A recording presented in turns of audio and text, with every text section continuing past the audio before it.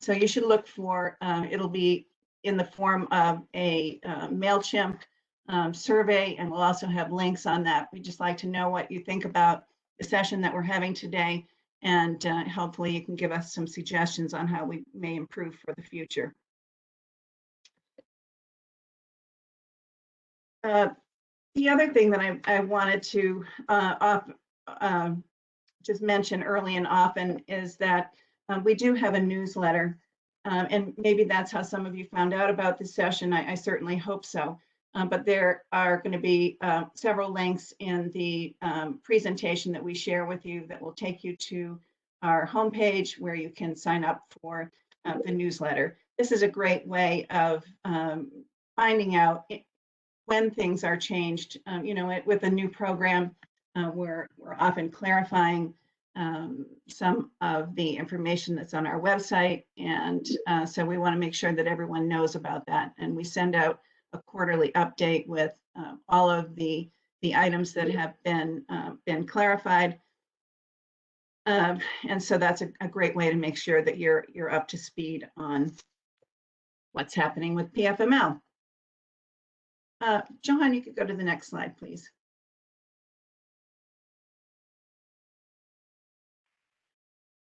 So, oh, well, actually, I guess we can go to the next slide. Thank you. So for those of you that have been to some of our sessions before, you might have heard us refer to something called the MVP product. And this refers to the minimum viable product. And our approach in launching the paid family and medical leave program was that we wanted to launch with a bare bones version of the system and add enhancements as we went along. And so this really represents something of a milestone for us. We have 4 full months of operation under our belt, and we're starting to add to the core functionality. So we have heard from many of you. It's helped us to shape our priorities list, and we have a fairly aggressive list of things that we're hoping to add that will make the functionality much more usable and customer friendly for the employer community. But we really wanted for the first addition to the program to be one that was based on security for our systems and for our employers. And so this is really an initiative that is going to ensure that the information that your employees provide regarding their claims is secure. And so beginning on May 11th, you are going to be required to verify your account in order to continue to review applications. So what does that mean exactly? Verify your account. We thought about how we could make sure that we had real integrity here and that only the people who should be viewing the claims are viewing the claims. So we thought about, well, what kind of information could we ask for that would ensure that someone is authorized to look at the supporting documentation for claims. And so it's, we needed to come up with something that isn't generally available. It had to be something that couldn't be obtained through a Google search. We needed to find something that was limited to only a few people within a particular company or organization. And so what we decided to do was to look for a data point from tax information. And we know that that is information that is something that is not readily known through most corporations, and but is accessible to those who need that information. So we decided that this information is something that we could easily obtain. We wanted to make this so that it wasn't something where you had to fill out a great big long questionnaire and provide a lot of information, but just one salient piece of information that would give you access to the claims that you need to review. So we have been reaching out to employers to help them prepare for this. And leave administrators are going to need to work with their tax administrators to obtain that one piece of data, the contribution information from the most recent filing period with DOR. So I want to turn this over to Anne Marie from DOR. Anne Marie, have you joined us? I don't think she's been able to join us yet. You're going to fill in, Greg? I can try to help out here. It looks like Anne Marie and our DOR colleagues are having some trouble joining the webinar. Such a popular topic that we're having a lot of that we're at capacity at this point. So I can try to fill in All right. Well, try to help fine. folks go through this. You and I have tag teamed before, so I think we'll be okay. I think what we're looking for here, Greg, is for us to explain where this important information is and how a leave administrator can find it.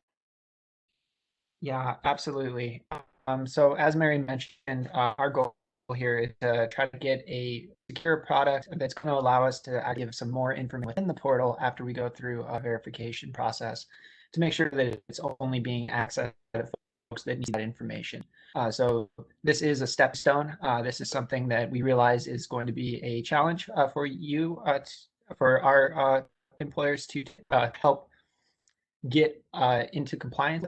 But there are good things at the end of it, including better access to things like employer dashboard and some more increased functionality behind the wall of the employer portal. So let's talk about how to get you there. So the first thing we recognize. Sorry, Greg, we'll get to the next slide there. Great. So the first thing is to go straight into Mass Tax Connect.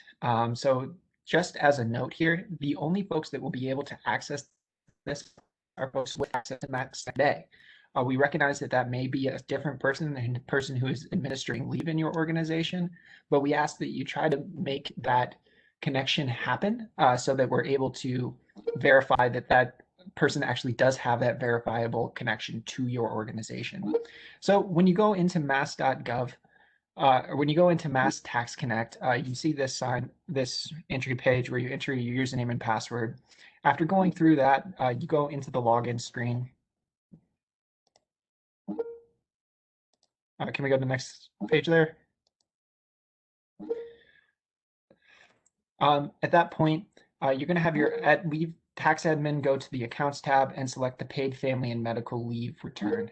Our return is separate than other tax types. Since October of 2019, we've had folks coming in and entering their wages in a dedicated PFML return. So when you enter into your main page within Mass Tax Connect, you see the account PFM with your account number after it. Click on that returns button.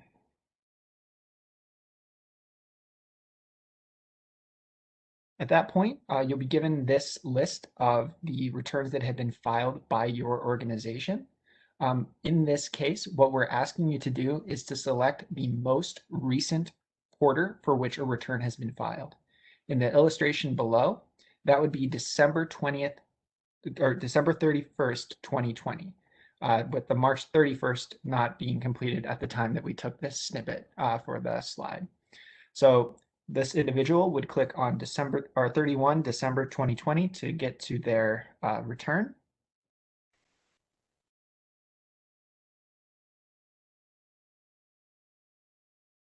And here you have your page for the amount that was submitted during that quarter for your organization. So in the bottom left there under the summary, that tax number, that's what we're looking for. So in this case, $30,812.87. You should take that, you can highlight it with your mouse and right click and copy or press Control-C on your keyboard. And then that is the number that we're going to be using for verification of your PFML account.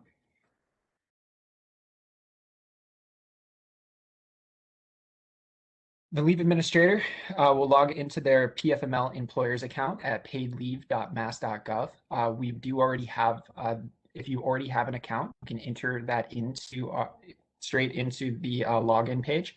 If not, you can call our contact center to help you set up an account. And after this goes live, we're also going to bring back self-registration so that you can register your account at that point as well. This is a view of what the front page of that dashboard looks like. Well, yeah, actually kind of previews one of the benefits of the verification process that you can see there is a little hidden link there for our dashboard, which is something that is coming very soon for employers. But when you go in, you'll also find this on the far right, a link that says your organizations. You can also click on the banner that says to complete this process. Click on either one of those and you'll be directed to this next screen. And so Greg, that where it says your organizations, that would be most helpful for those companies that have multiple EINs. Is that right? That's a really great point. Yep. As you go through, we are setting up the process so that if you have a single email address associated with multiple FEINs, you'll need to go through the process multiple times in order to verify for those employers, but you will have all those supported within the dashboard and within your portal experience. So when you click on that, Johan, can we click on the next page? Here is a situation of that complex case where there is someone with multiple FEINs. And each one of these, the first time that you log in post launch of the verification process, will have a sticker next to it that says verification required. All you need to do is click on the blue link of any entity that says verification required. And then right.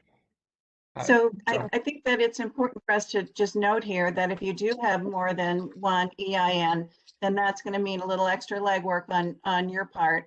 If you are reviewing the claims for multiple organizations, you'll have to get 4 distinct numbers to put in here. So just be mindful that this is not a one size fits all. You got to have all 4 numbers.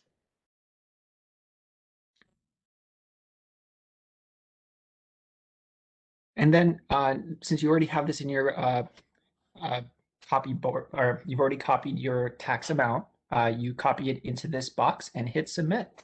And at that point, you are verified for PFML purposes. So on the next slide, then it will show you what exactly you can expect to see once you put in that magic number. And as Greg said, you hit the submit button, and it may take a few minutes, can take up to 15 minutes before you can access claims, but have a little patience, and in a few minutes you'll be able to look at any of those claims that are pending.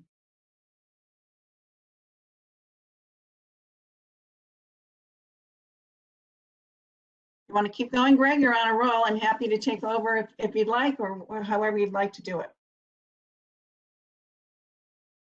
You're muted. Yeah, let's toss it back to you, Mary. All right. Thank you, Greg. I appreciate that. So again, we just really wanted to reiterate here that if you manage leave for multiple companies, you're going to need to complete this for each EIN on your account. And so this is the same example we're using again to show you that it will indicate where verification is required. And it's also worth noting that if you have multiple leave administrators within your organization, each individual is going to need to go through this process. So this is what gives each person individual access to review the claims. Next slide, Johan. So we wanted to talk about some of the situations that you might encounter. One of them is where we have non-contributors or 0 contributions balances. And so there are a number of different reasons why you might have a 0 contribution for PFML. Could be that you're a brand new employer, or you've newly opted into PFML. You may have just acquired new employees. You may have had an exemption. decided that you wanted to jump back on board with PFML, and that could be for part or all of PFML. So you could still have an exemption for medical, but not for family. And in that case, you would have to provide the information in order to view the family leave claims. So that's an example. And it may be that you haven't become aware of the program. And I think there are a few folks out there that we still haven't reached. And if that's the case, you are going to need to set up an employer account where you designate a leave administrator. So there are two ways that you can resolve your issues if you fall into one of the categories that are listed above. The tax administrator, the person who is in charge of your Mass Tax Connect account will need to follow instructions. Again, when you receive this as a digital document, all of these are links that will take you to the specific instructions. And so you can log in and find out what you need to do in order to take care of your commitments there for PFML. And then the tax administrator can also call the Department of Revenue. Their customer care team is excellent, and their number is provided there, 617-466-3950, and they can assist you. I do want to reiterate, though, that when you're calling the DOR Customer Care Center, you need to be a tax administrator in order to get information about your account. So if you work in HR and you're approving leaves, you can't call up DOR yourself and try to save your colleague a few footsteps. They won't give you that information. You have to be the tax administrator. So if you have never set up an employer account, we will have a self-service option that's going to be coming online, and that'll happen at the same time that the other functionality goes live on May 11th, I believe. Greg can give us a thumbs up on that if that's the case. I believe it is. And so then you will have the ability to do this yourself, and it'll be much more streamlined. It will be a one-step process where you still need to provide the same information, but it will be a part of the whole application process. It will be integrated. So why don't we go on to the next slide here. And we wanted to provide you with some resources.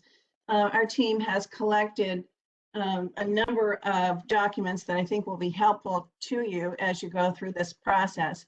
The first thing is a walkthrough with screenshots of the verification process. Some of those we integrated into the presentation today, but you'll be able to have that right next to your computer, and you can refer to it as you go along. We also have a link that provides more information about this whole verification process. And then we also have a link to file a return and remit a contribution for PFML. And probably the best resource that we have for you outside of our fabulous website, thank you, Katie, is the contact center for DFML. And that contact center is open Monday through Friday from 8 a.m. to 5 p.m. And they can answer any questions that you have about benefits and eligibility. That number is 833-344-7365. And they can provide you with information on how to complete this process. The folks in the contact center are not able to do this for you. So it's something that you're going to have to do yourself, but if you want to call up and get a little moral support, they can make sure that you are looking in the right place for information, and that the process is smooth for you. There's a couple of things that I skipped over that I think I want to go back to if we could, and then we're going to turn this back over for Q&A. Before I do, I did also want to make sure that you have the contact information for the Department of Revenue and their Customer Care Center. And their hours are 8:30 a.m. to 4:30 p.m. and their number is 617-466-3950, and they can answer questions about contributions and exemptions. And again, the reminder that tax return data can only be given to a verified tax administrator. So Johan, I'm going to ask that you go back, if you wouldn't mind, a slide or two. Let's go back to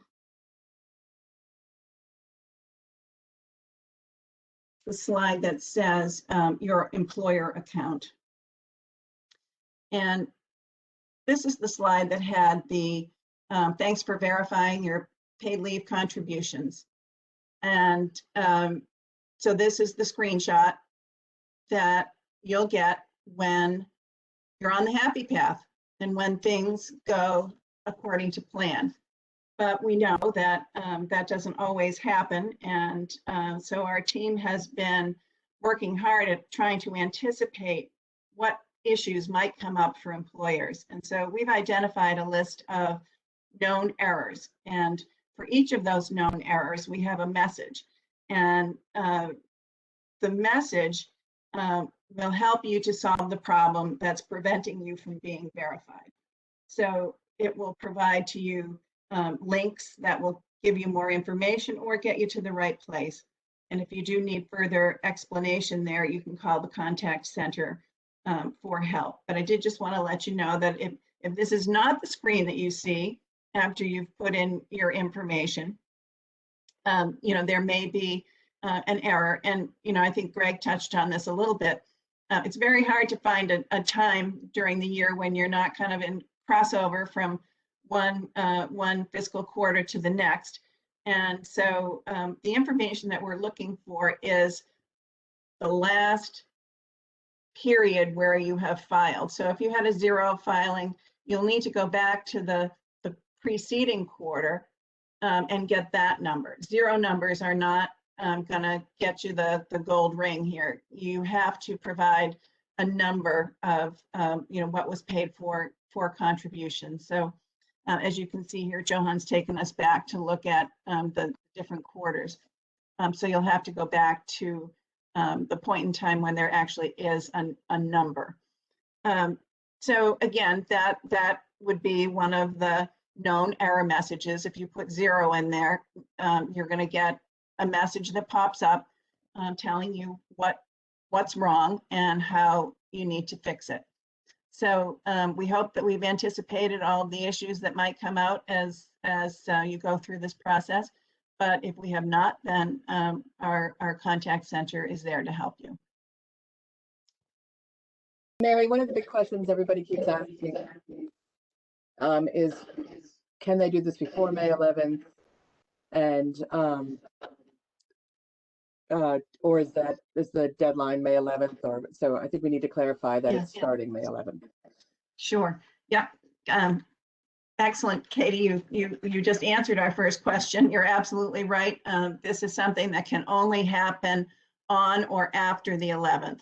So I think that employers are taking a couple of different approaches on this, and you'll have to decide what's best for you.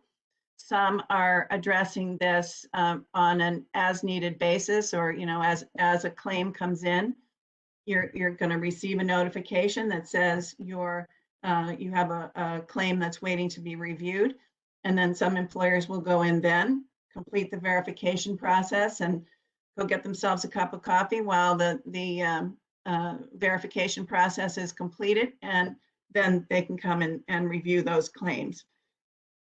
The big question is, how often does this have to happen? Like every quarter, every time they log in? Well, there are different scenarios where this will have to happen when you have a new leave administrator that comes on board. Anytime you make a change in the roster, then you would need to go in and provide this information. Greg, to my knowledge, this is not a regular recurring event. Yeah. This is a one-time deal, right? Yeah, for the leave administrators on the phone, it's a one-time deal. We need you to come in and verify your account once, and then if somebody else joins and needs to have the same access, we'll also ask them to verify. But it is a one-time deal starting on May 11th.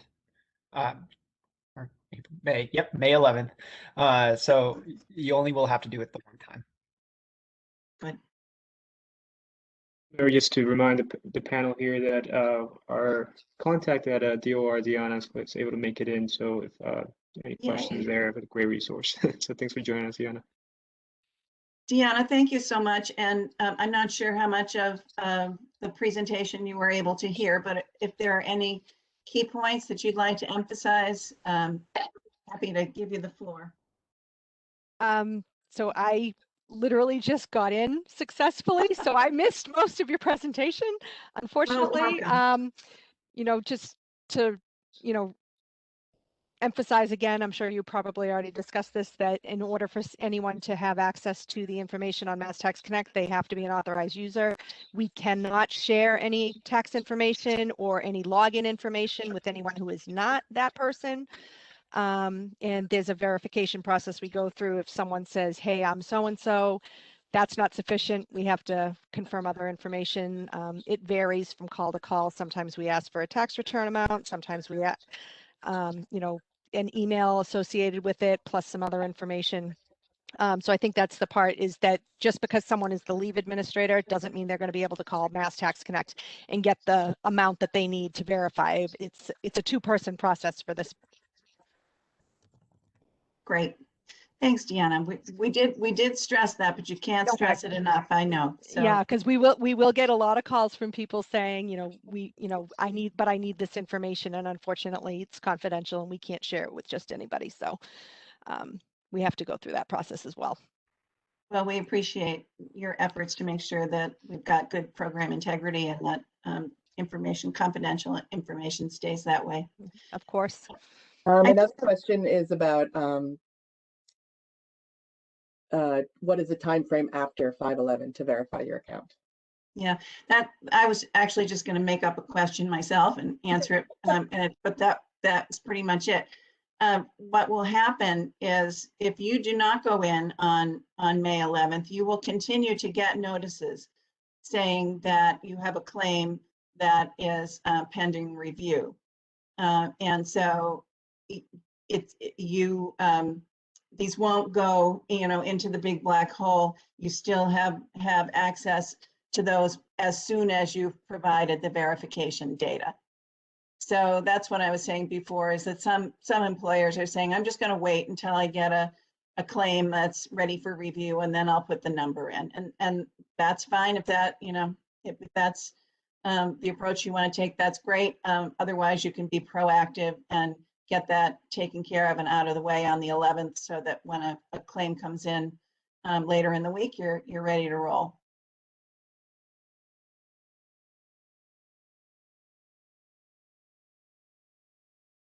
What else have we got for questions? The question that's been repeated a few times is if they have an exemption or have a private plan, does this apply to them? Good question. I had a little sticky note that I neglected. I ignored it, unfortunately. For employers that, this process is for employers that are using the state plan. So if you've gone with a private provider, you do not need to complete this process. But you do, if you have a split plan and you're using a private carrier for one part of it, you would still need to complete this for the state half of the program. So a few people are asking different variations of that they can verify their own employer account. They have to have the tax admin do it, or we have to go into 2 different accounts. So can we just go through quickly what the process is again? Sure. Do you want us to take it from the DOR perspective? We could give Deanna a shot at.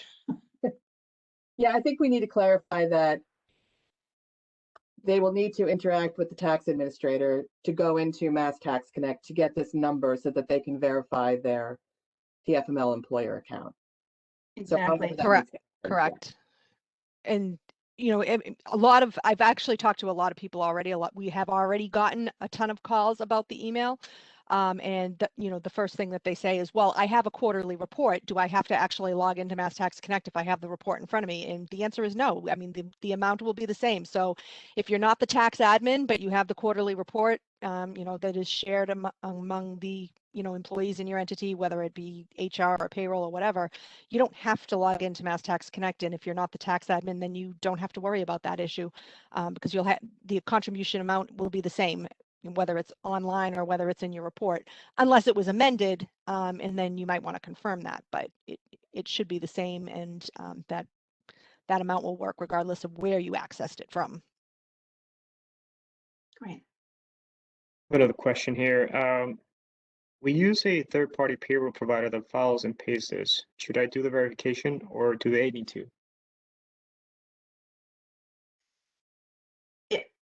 I think the distinction here is whether it's someone who is plays the role of a PEO, if they have a role in actually reviewing the claims, then they would go through the process. If you use a payroll provider, you can certainly use them as a resource for getting the tax data that you need, but they would not be included as a leave administrator. In some cases, when we were setting this program up, as you can imagine, it was a little bit challenging to reach all of the employers across the Commonwealth. And so we utilized the list of tax administrators from DOR to give us a starting place. We really needed to have a leg up in making sure that employers had a voice and that they had an ability to respond to the claims that were being submitted. So we know that we have some payroll providers that are on our rolls, and as soon as we've gone through this verification process, down the road we'll be able to eliminate those folks from receiving notifications. But you know, the decision was made that it was better to inform people that may not have been directly involved rather than to inform nobody. So hope that answers the question.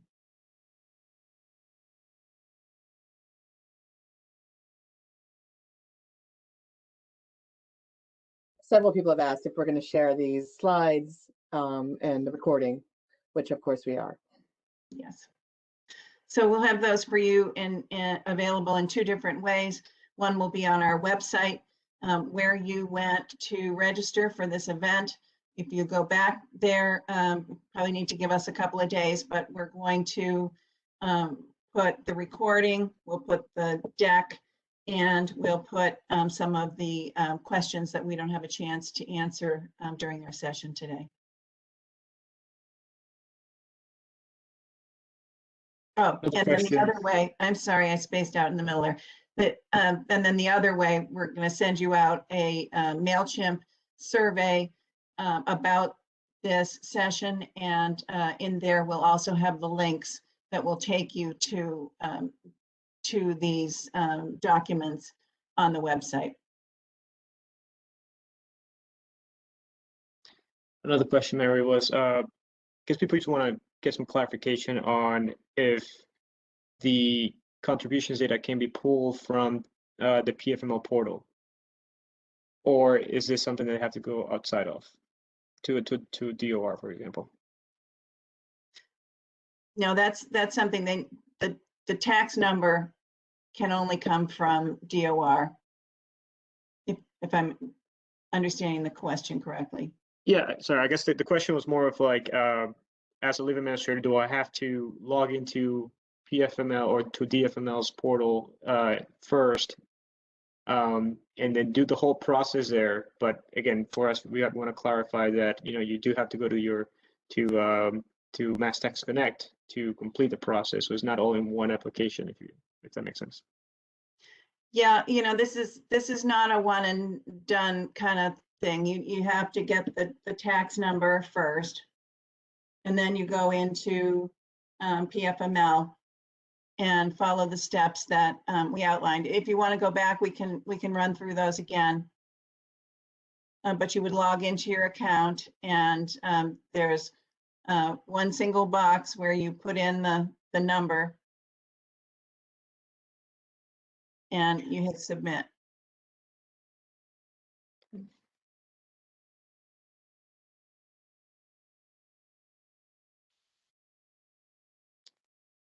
Let's see what other questions we have.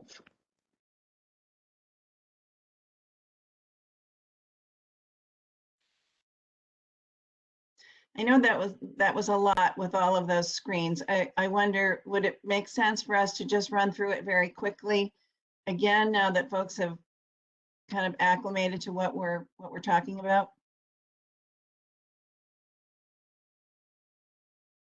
Greg, what do you think? Because I think people are still sort of questioning what is the process. Okay.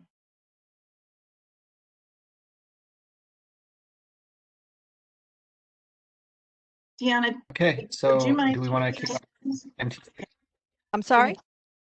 Deanna, do you want to take us through these few slides from DOR? Oh, sure. So login page, username and password. This is for the tax admin or master admin only. Nobody can be given those names. We don't even have access to passwords. We can only do resets, and we can only do resets if the actual person who's associated with the account is the caller. We cannot do it on behalf of someone else. So if your, assistant calls and says, hey, can you send my boss their reset password link? We cannot do that. We have to hear from the admin themselves. So username and password, there is ways to access them. If you have forgotten them, you select forgot your username. It does go directly to your email after verifying the EIN and the email address. It does have to be the email address we have on file. If you enter a different email address, you will not get your username, and it also cannot be forwarded. So if someone tries to access it and then forwards you like a reset password link, it won't work. You have to access it directly from the email on file. Next slide. So once you're logged in, this is your home page. It's called the summary tab. This is the first thing that you'll come to. All your tax accounts will be listed there. They're alphabetical. You scroll down to paid family medical leave. In the box labeled account, and then you click returns. It brings up all returns that have been filed and the upcoming and current ones. It will show them as received or submitted or not filed. So that would be where you would click to access your previous returns. So if you click that, it should bring you to the next screen with the period dates. Okay, next slide. And so there's the period dates. You would go down to the most recent one that says that the status is received. So as you see from this slide, the most recently received one was December 2020. If you click on the date, it will bring you to the next page, which will show you the tax amount. If that is a 0, then you can go back to September 2020, June 2020, et cetera. The one thing that I thought of when I was reviewing some of this is that a lot of people will look at the top and see where it says balance 0. That does not mean that's the contribution amount. What that means is that all filings and payments are up to date and the current balance on the account is 0. There is no liability due. There is no credit. Everything was paid in full at the time of filing. So you actually have to click the date to pull up a specific period and the return to get the contribution amount. The balance of 0 is not the same thing. Good point. Next one, Johan. Okay, so the tax, that's your contribution. That's under the summary. So if you but you can also access it by clicking on over to the bottom right where it says received, and there's a hyperlink for the actual form. You can click on that and actually view the return itself. And in the summary, that amount will be the same as the tax. So this is just kind of a quick glimpse of what the tax due. The credit is what you paid, resulting in that zero balance. A lot of times people think that the amount of their payment is actually the contribution. That's only true if they file and pay at the same time. Companies that may make multiple payments, if they pay weekly, make deposits biweekly, a lot of larger companies do that as well. It does change that amount due to rounding rules. So you need to make sure that you get the actual tax, not a payment amount. Okay, good clarification. I think that qualifies as an FAQ, don't you, Katie? Definitely. Okay, so don't get thrown off by the balance. That's not what we're looking for. What we're looking for Correct. is the tax amount. It's great if you have a zero balance, that's swell, but that's not what we're looking for. Mary Ann is able to join us. She's on the panel now. Oh, excellent. Hello, welcome. Thank you, Mary. So let's keep going if we could. Deanna's doing a great job. Anne Marie. Agreed. Oh, now it's my turn. Okay, so this is where it transitions to DFML. So all of those other slides that we just saw, that's all Mass Tax Connect, and where you find that number, that's going to be your golden ticket to get verified. So now what we're talking about is what you do with that number. And so when you log in, you're going to see you've got two options here. One, you can go either through complete this process through that hyperlink there, or you can go under your organizations. And this would be the case if you've got multiple EINs that you work with. So take your choice, but they'll take you to the place that you need to put the number in. So you want to go to the next one? Okay, so here, this is an example of a larger company where they have got 4 different EINs. And what this screen tells us is that 3 out of the 4 have already gone through the verification process. And the last one, Global Drive Solutions, they still need to have that information provided. So you would click on the blue hyperlink there, and that will take us to the next screen.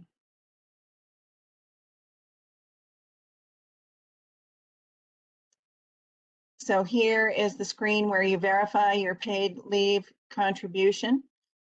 And so there's only one spot there where you can put information. Then the one box there is where you put in that number. And again, we're not looking for the balance, we're looking for the quarterly contribution. So as Deanna said, don't get thrown off if you make multiple payments during the course of the quarter. That's not the number we're looking for. We're looking for the total contribution for the quarter.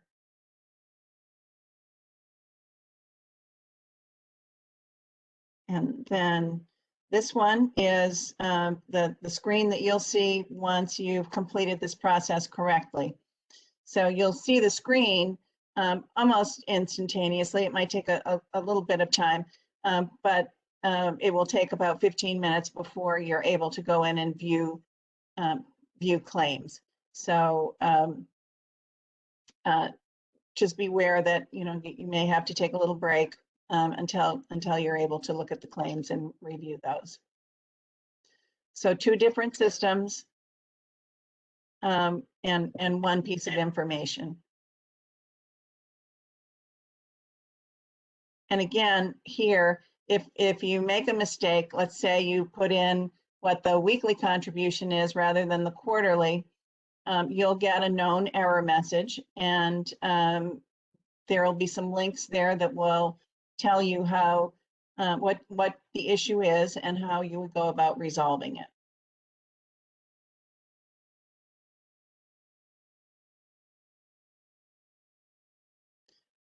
So I think that that's taken us through the basic process. Can we go back to the Q&As and see if we have any other issues that need to be addressed?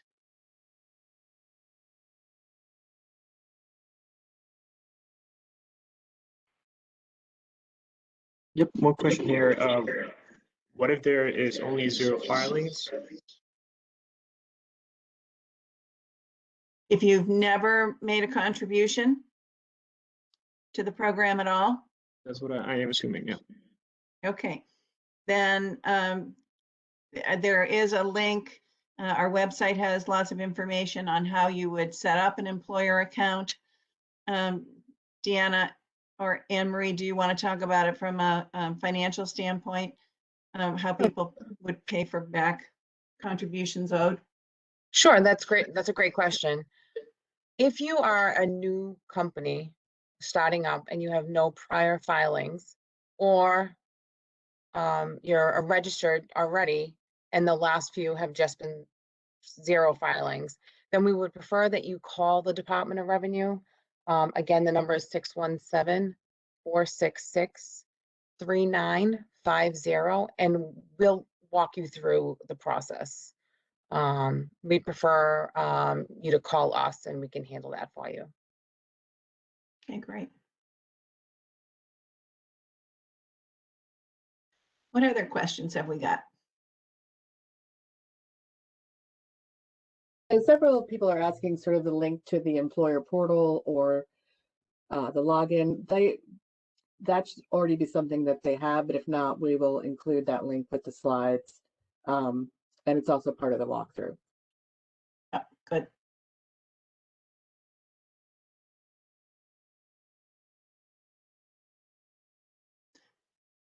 Anything else?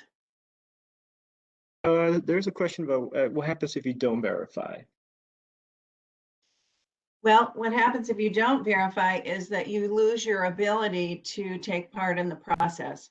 So as you know, employers have 10 business days to review claim information and to provide us with additional information if necessary. So if you don't opt in, the determination on the claim will be made without the benefit of your input. So it's really in your best interest to make sure that that you're verifying wage data, that you're providing us with information about any other benefit plan that might be offered. Say, for example, if you offer a short-term disability plan and that's running concurrently with PFML, that's going to affect the benefit amount.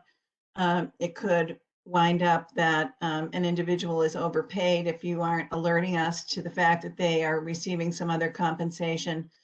And then we'd be coming back and looking for that money to be refunded. So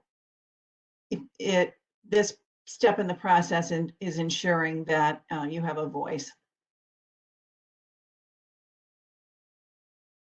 And I think we're at the top of the hour here. So, Katie, I don't know if you have a couple more questions that we can answer.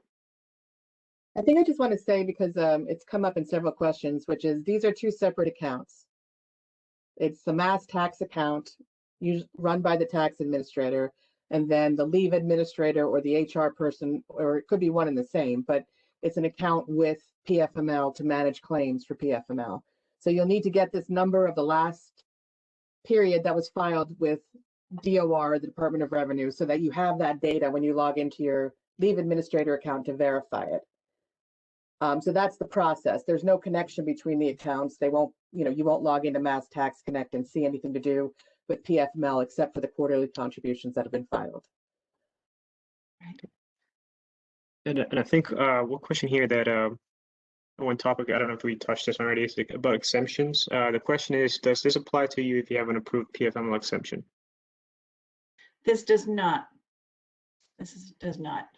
And I'm sorry, I should have said that at the very beginning of the session, but this is only for those folks who are utilizing the state program.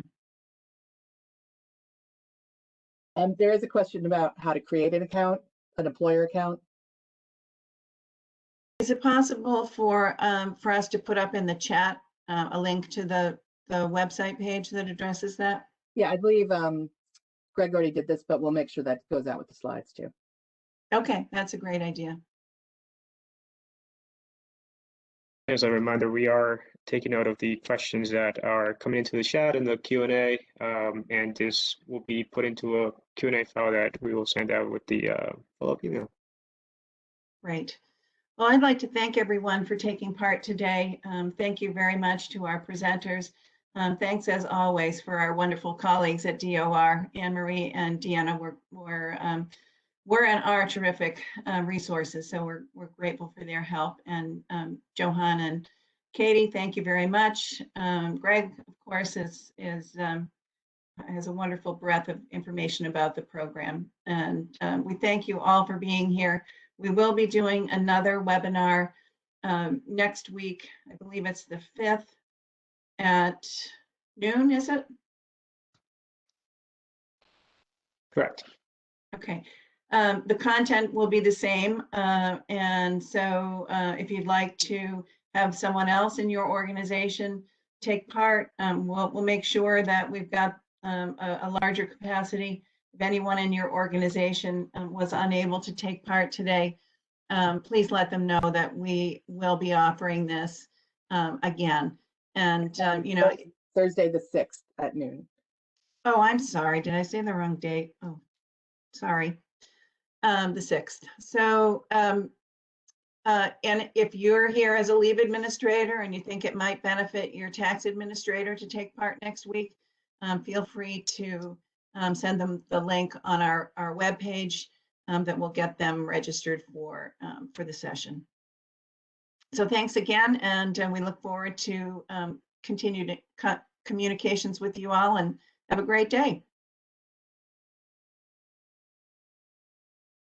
You as well. Thank you.